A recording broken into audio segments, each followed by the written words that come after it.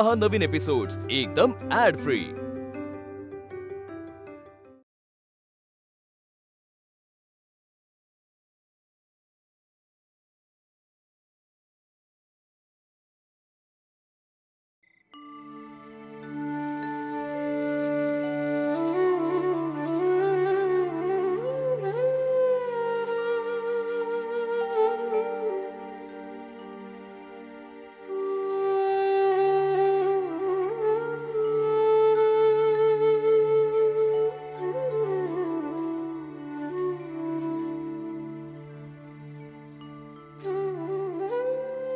अगदी हिरमोसली झाली हो पोर। आईची वाट बघतेस ना? हो, मला घरी जायचे आहे। संध्याकाळी येणार होती ना आई? हो। आता रात्र झाली, अजून आई आली नाहीये। येईल हो, काळजी करू नको। आई नाही तर नर्मदा काकू कुणीतरी येतील। हा, नाहीतर मी जाऊ का कंदील घेऊन? नाही, आता तुला असं जाता यायचं नाही। आता तू सान्यांच्या घरात आहेस, आम्हाला तुला असं नाही पाठवता येणार। आणि शिवाय आजोबा ओरडतील ना। पण केवढी रात्र झालीये, अजून आई आली नाहीये। आज सकाळी पूजेसाठी आली होती, तेव्हा जेवून सुद्धा नाही गेली।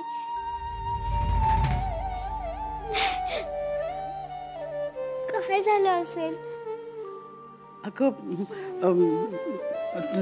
तुझी रुक्मिणी आजीची प्रकृती बरी नाही ना। पण मग घरात आहेत ना सगळे? का नसेल आली आई? सांगा ना, काय झाले असेल?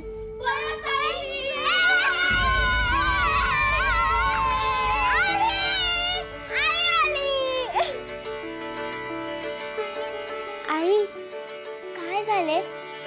तुझा चेहरा असा का दिसतोय? आई सांग ना, आई सांग ना ग, आई बोल ना ग, अगं बोल ना आई, आई। बयो, थांब जरा, मला काकूंशी जरा महत्वाचं बोलायचंय। पण आई आपल्याला बयो, थांब म्हटले ना।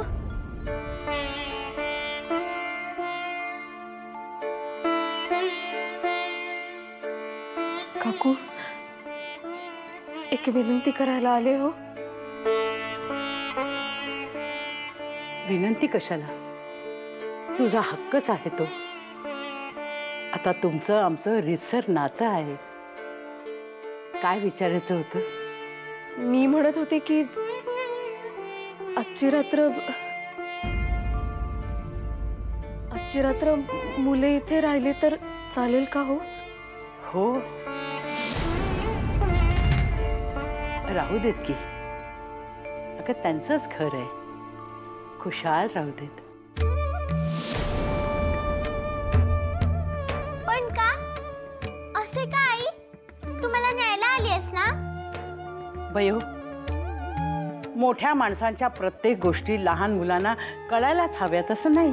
बयो ताई, आज आम्ही येतेच राहणार, तुझा जवळ। पण मला घरी जायचे। बयो, तुला सांगितले ना आज इथेच राहायचंय म्हणून।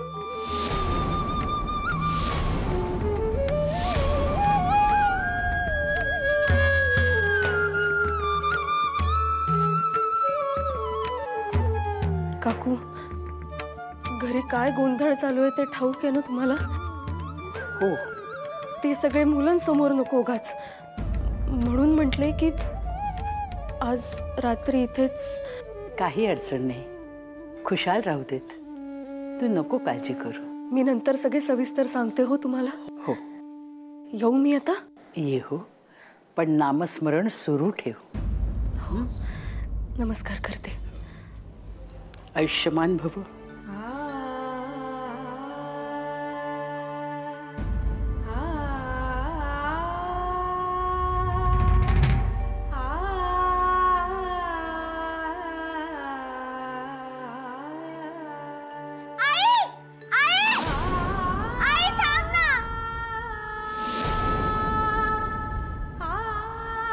अगं, रडू नको। आई येणार आहे उद्या. हं? काळजी करू नको. आता की नाही मी तुला छानशी गोष्ट सांगणार आहे. हो हो तुम्हाला पण. हं? ऐकायची आहे ना? हो. मारतोस काय रे? देऊ काय ठेवून? हा मी मारले तर देऊ काय ठेवून? आणि त्या पटवर्धनांच्या सुशीलने मारले ते चालले काय तुला? अरे कशाबद्दल बोलतोयस नानू? हा. मला काही समजलं नाही. आता उगाच वेड पांघरून पेडगावला जाऊ नको. मी सगळे पाहिले आहे हो. त्या पटवर्धनांच्या सुशीलीने तुला चांगलीच लगावली आहे. हा खरे बोल खरे बोल खरे बोल. अरे नाही रे नानू, तुला ना भास झाला असेल. हा भास होतो असा रे. बस. आणि मला हा मला सांग कशाला गेला होतास तिकडे? मौज करायला गेला होतास ना? खरे नानू काहीतरी बोल नको. खरे बोल. काका काका काय चाललं असतं रे तुमच्या दोघांमध्ये? काय नाही, काय नाही, गप्पा गप्पा गप्पा गोष्टी. गप्पा मारतायत. हे घे प्रसाद. हा आणि पटवर्धन काकांना देऊन ये. हो हा? हो. अरे गणपती मंदिराचे विश्वस्त आहेत ते. खूप लोक येतात त्यांना भेटायला. सगळ्यांना कसा प्रसाद मिळायला हवा. मी काय म्हणतो काका, मी जाऊन देऊन येऊ का पटवर्धनांकडे प्रसाद? नाही काका नाही काका तुम्ही मला सांगितलं ना तर मी जाणार. ए नाही, मला जायचं आहे ना. पण काकांनी मला अरे, सांगितलं. मला जायचंय ना. अरे थांबा रे. कोणाला सांगितलंय प्रसाद न्याय? मला. त्याला सांगितलं ना, मग त्याला घेऊन जाऊ दे. तू आहे ना माझ्यासोबत माडीवर चल. आपल्याला नारळ काढायचं काय. आणि मला तिथे माझ्यासारखा पैलवान गडी हवाय. कळलं का? मला जायचंय. पहिलवान. नाही, मला नाही. अरे, नारळ महत्वाचे आहेत.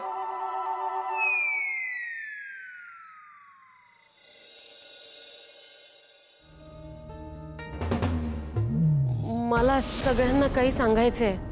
आता काय सांगायचंय? नर्मदा गरोदर आहे.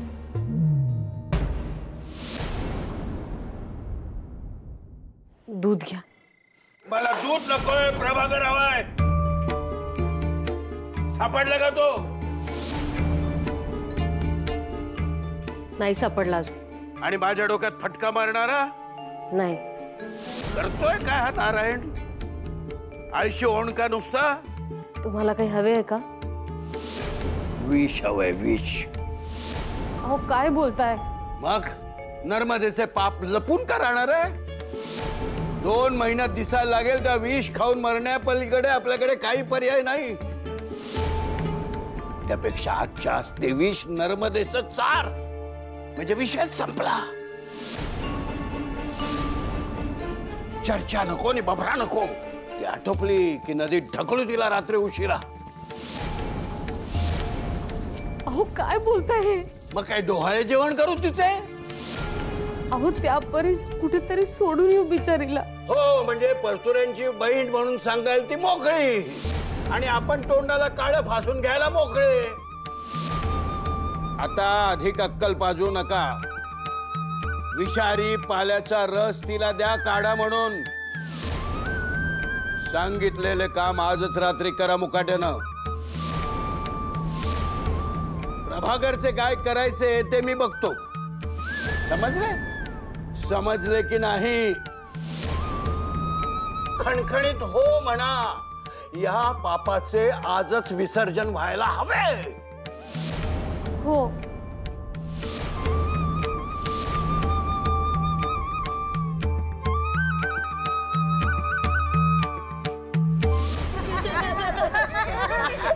ऐका ऐका ऐका ऐका. तर सत्यभामाबाईंना होत्या 7 मुली. किती? 7. सगळ्या जणी होत्या खूप खादाड. कोणासारख्या खादाड? तुझ्यासारख्या.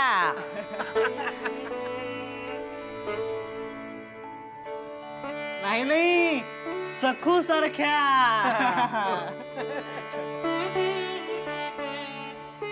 मी खादार? मी खादार? किती माऊस?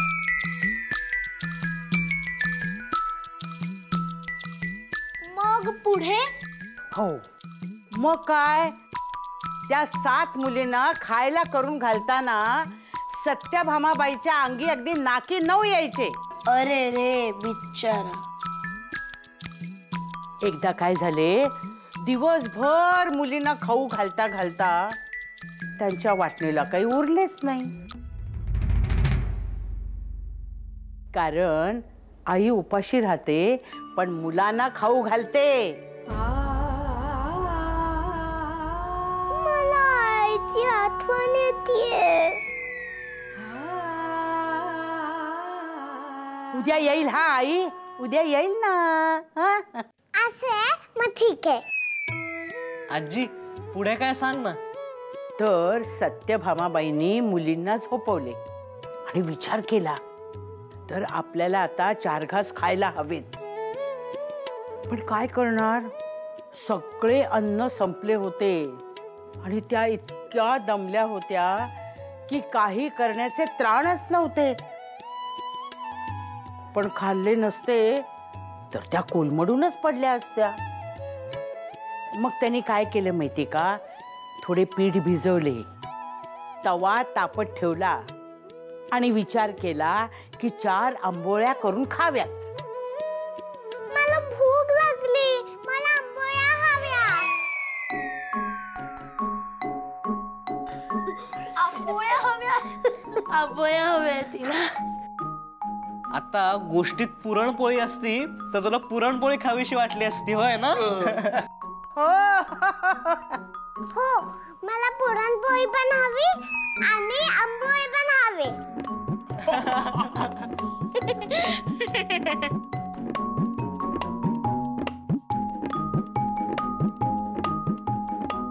आम्ही सगळे हसतोय पण आई सगळ्यांना इथे का ठेवून गेली? घरी काय अडचण आली असेल?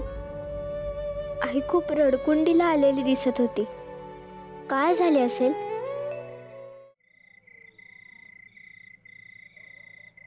काका काका ते देवळात गेलेत. देवळात?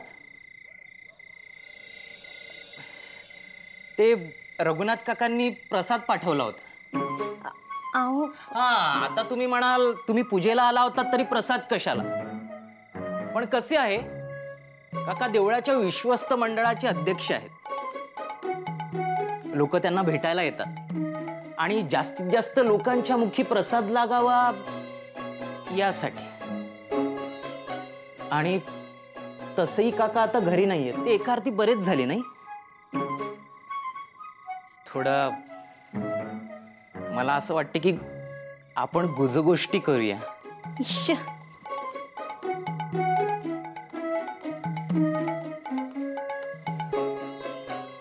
जो वेळ मिळालाय तो सत्कारणी लावूया.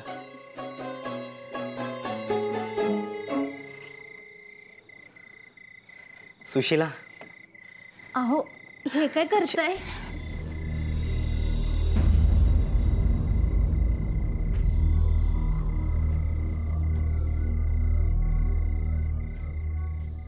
आजी, मग पुढे काय झाले? मग काय, बिचारी सत्यभामा चुलीपाशी बसली आणि तापलेल्या तव्यावर तिने आंबोळी टाकली. तशी चुर्र असा आवाज झाला. कसा? आता मला पण खावाशा वाटतायत आंबोळ्या. उद्या करूया, उद्या करूया, उद्या करूया. अरे गणपत, मध्ये मध्ये बोलू नकोस. आजी, तुम्ही सांगा पुढे गोष्ट. तर सुर असा आवाज आला आणि तो सुशीलेने ऐकला. तिने पाहिले की बहिणी झोपल्या आहेत. हळूच उठली आणि स्वयंपाकघरात गेली. बघते तर काय, आई आंबोळ्या करते. लगेच ती ताटली घेऊन समोर बसली. आता काय करणार, आईच ती. तिनं स्वतःसाठी केलेली पहिली आंबोळी तिला दिली.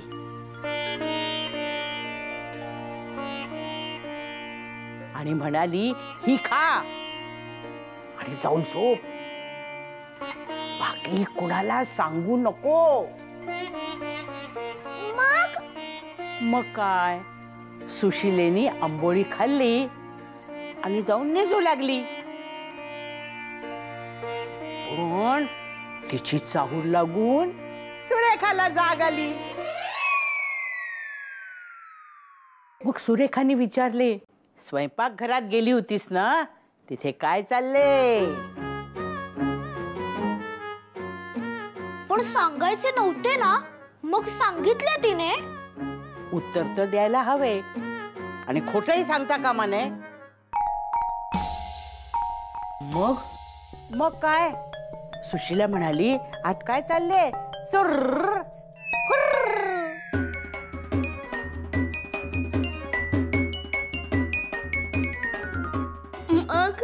मग सुरेखा आत धावली आणि आईने स्वतःसाठी घेतलेली आंबोळी तिला वाढली. अगदी बरोबर. आणि तिला सुद्धा तेच सांगितले जे सुशिलेला सांगितले होते. बापडीला वाटले पुढची आंबोळी तरी आपल्याला खाता येईल. पण कसे काय आणि कसे काय. सुरेखाच्या चाहुलीने सुभद्रा उठली.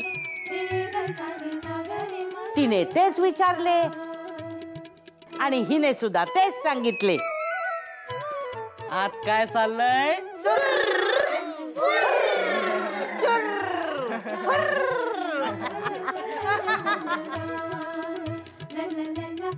मग अशा रीतीने सगळ्या आंबोळ्या मुलींनीच फस्त केल्या आणि सत्यभामाबाई बिचाऱ्या उपाशी राहिल्या.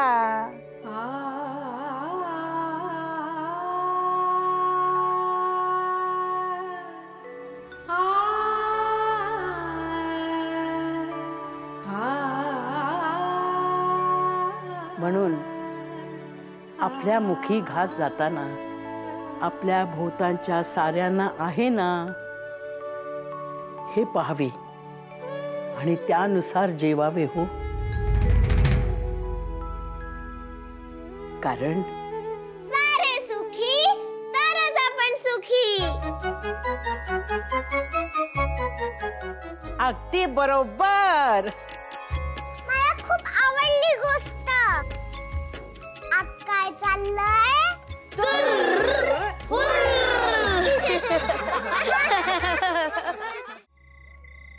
प्रभाकर,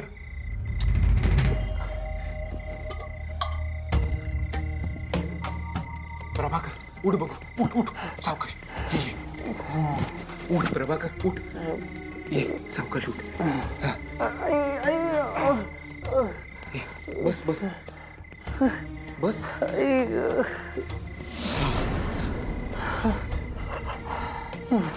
आलास का भानावर? प्रभाकर, अरे मी आहे बाळकृष्ण. घाबरू नकोस. काय झाले? जनार्दन तुला खेचत नेत होता. तुला रक्तात पाहिले आणि हादरलोच मी. तुझे भांडण झाले का जनार्दनशी? तुझी काळजी घेतो म्हटल्यावर गेला तो. काय झाले? तो कुठे घेऊन चालला होता तुला? त्यांनी मारले का तुला? नाही, त्याचे त्यालाच कळत नाही म्हणून विचारतोय तुला. प्रभाकर, काय झाले सांगशील का मला? जनार्दन असा का वागला?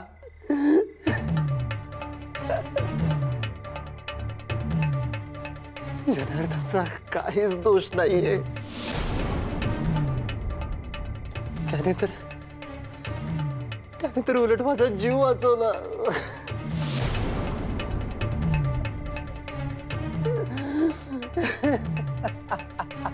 अरे प्रभाकर, रडू नकोस. रडू नकोस, मी आहे ना. मला सांग काय झाले ते सगळे सांग. अरे रडू नकोस.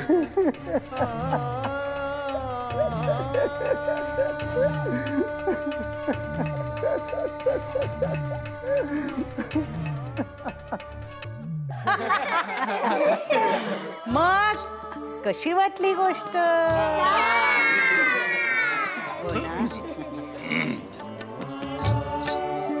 अरे बसा बसा, उभे का? बसा बसा.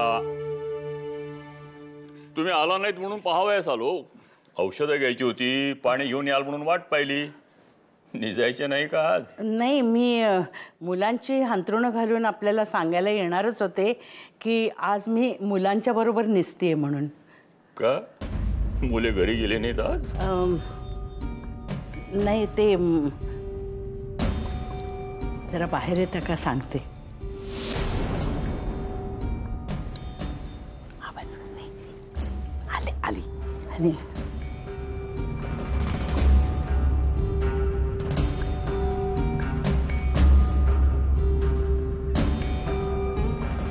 आता मी तुम्हाला एक गोष्ट सांगतो.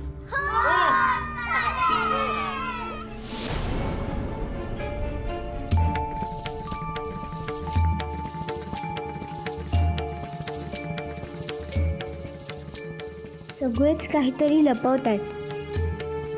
काय घडले असेल आमच्या घरी?